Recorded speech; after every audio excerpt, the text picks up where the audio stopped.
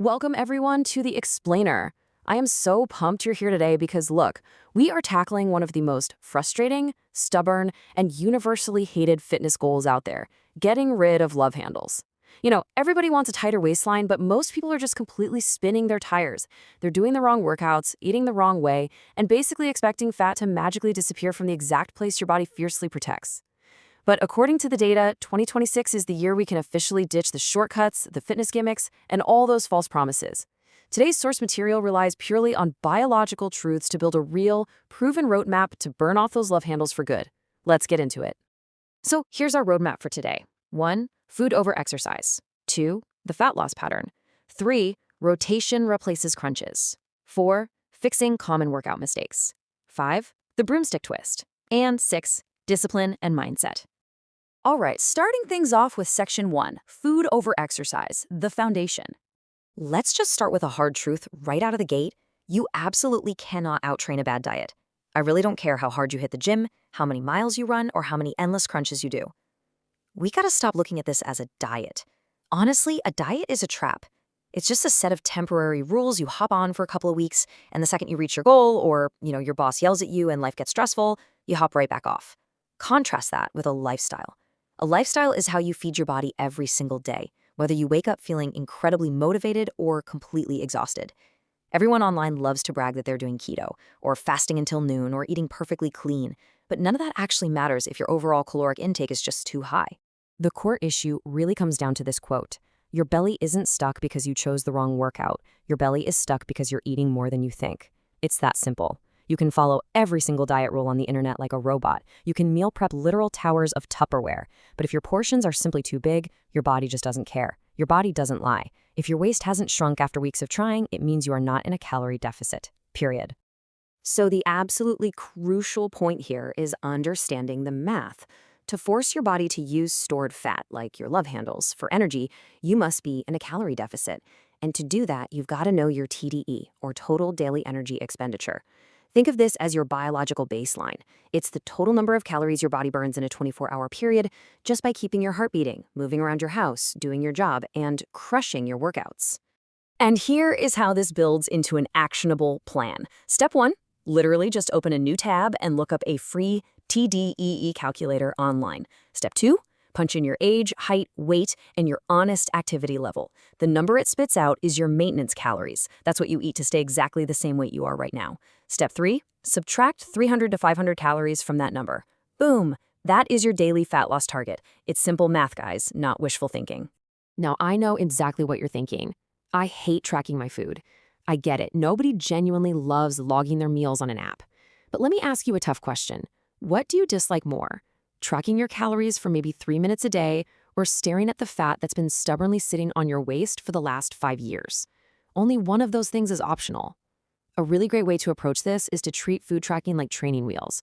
Just do it for 30 days. It's temporary discipline. It teaches you what proper portions actually look like so that eventually you can just eyeball it.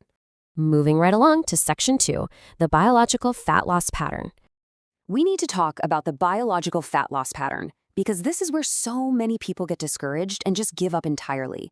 This is the biological reality check that almost nobody wants to accept. Your body burns fat in a specific top-down pattern, and you do not get to choose the order. If you start a calorie deficit today, the first place you're going to notice it is in your face. Your jawline gets a little sharper, your neck trims down, then your arms start looking a bit tighter. After that, it moves to your chest and upper belly. The absolute last place, literally the final battlefield that your biology protects the longest, is your lower abs, lower back, and those love handles. So what usually happens? People do everything right. They eat well, they lift, they lose 8 to 12 pounds, they literally see their face thin out, but then their waist hits a plateau. Progress slows down. And right at the finish line, they throw their hands up and say, well, my genetics just suck. I'm just built to have a gut. No way. That is a complete myth. Your genetics aren't broken, you simply stopped too soon. If you push past that plateau and keep the calorie deficit locked in with a little patience, your body has literally no choice but to eventually tap into the fat around your waist. Okay, section 3, rotation replaces crunches. Let's shift gears from your kitchen to your workouts. We need to talk about mechanics, and specifically why those endless sit-ups are failing you. Take a look at this comparison. Training your abs with regular crunches is totally fine for the front of your stomach, but crunches are just forward motion. They completely ignore the sides of your waistline. When it comes to shaping the waist, eliminating love handles, and actually building that aesthetic V-taper, you have to train the muscles that actually control your waist, your obliques. And guess what? Your obliques are not designed for crunching forward. They're designed for rotation. They twist your torso and stabilize your spine. To build them, you need weighted top-down and bottom-up rotation. Which brings us nicely to section 4, fixing common workout mistakes. The biggest hidden mistake in core training is what we like to call faking it. People genuinely think they're training their obliques during bicycle crunches or Russian twists, but really they're just flapping their elbows back and forth like a duck while their chest stays perfectly still. Listen, if only your arms are moving, your obliques are absolutely doing nothing. Real rotation requires turning the entire rib cage. For bicycle crunches, you gotta lock your elbows in place and force your upper body to turn toward your knee. For Russian twists, your hands stay locked in front of your chest, and your entire torso turns side to side. It's a total game changer. All right, section 5. The underrated broomstick twist. Now, people overlook this secret weapon because honestly, it looks almost too simple, but it is incredibly effective because it completely eliminates your ability to cheat.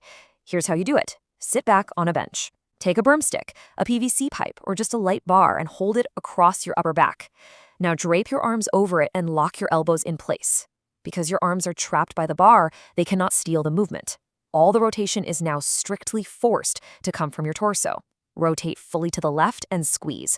Rotate fully to the right and squeeze. And that brings me to this golden rule. Stop counting reps, start making reps count. When you do the broomstick twist, it should be slow, deliberate, and controlled. If you've never done it this way, your obliques are going to wake up in a way they haven't in years. This exercise teaches your brain the vital difference between just aimlessly moving your body around and actively contracting a muscle. Finally, section 6. Discipline is a lifestyle. This brings us to a final mindset shift, tying the nutrition, the biology, and the mechanics all together. Let's be very clear about what love handles actually are. They are not a permanent curse. They are not your destiny. They are certainly not simply bad genetics. Love handles are just the physical result of 3 highly curable habits: poor nutrition, chronic overeating, and a lack of daily movement. That's literally it. When you understand that, you realize that the power to change it is entirely in your hands, but it requires mental toughness. It requires acknowledging that when the scale stops moving for a week, you don't just panic and eat a pizza. You stay the course. So, I want to leave you with this final provocative thought. Will 2026 be the year you stop quitting at week 2? Will it be the year you finally stop jumping from one fad diet to another, stop doing endless crunches that just don't work, and start behaving like the most disciplined version of yourself? The roadmap is right here on these slides. Calculate your deficit, understand your biology, rotate instead of crunch, and stay relentlessly consistent. Take this knowledge, apply it today, and watch your body transform. Thank you so much for joining me on this explainer, and I will catch you on the next one.